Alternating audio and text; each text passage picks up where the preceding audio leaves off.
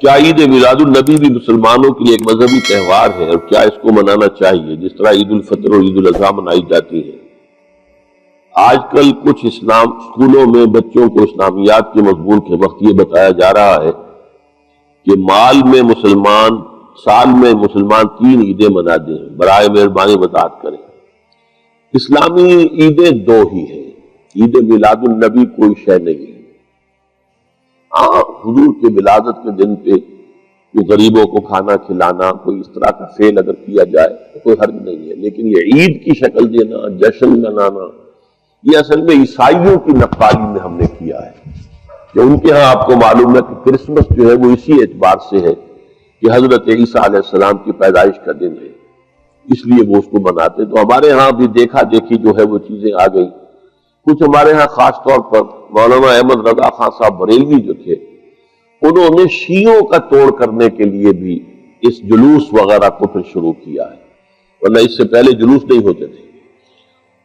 انہوں نے دیکھا کہ تعزیے کے جلوس کو ویسے دیکھنے کے لیے بھی بہت سے سنی مسلمان چلے جاتے، اس میں پٹے بھی ہوتے تھے، کچھ اور بھی ہوتا تھا، کچھ چیزیں بک بھی رہی ہیں، بڑے اچھے قسم کی جو ہے وہ ایک منظر ہوتا ہے جیسے دسہرہ ہندوؤں کا، ایسے ہی یہ ایک مسلمانوں کو، اس میں بہت سے مسلمان جاتے ہیں صرف دیکھنے کے لیے، اور اس دیکھنے کی وجہ سے پھر وہاں جو باتیں ہو رہی ہوتی ہیں اس سے متاثر بھی ہو جاتے ہیں غیر شعوری طور پر۔ تو انہوں نے اس کا توڑ کرنے کے لیے مسلمانوں کے لیے بھی ایک شغل پیدا کر لیا، عید میلاد النبی کا جلوس نکلے۔ میرے نزدیک یہ باتیں صحیح نہیں ہیں۔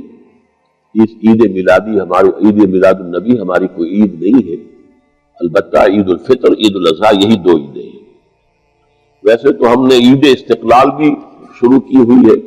پاکستان ڈے کو بھی ہم کہتے ہیں عید استقلال۔ ویسے عید کا لفظ لغوی معنی میں جو آتا ہے وہ ہے عود کرنے سے،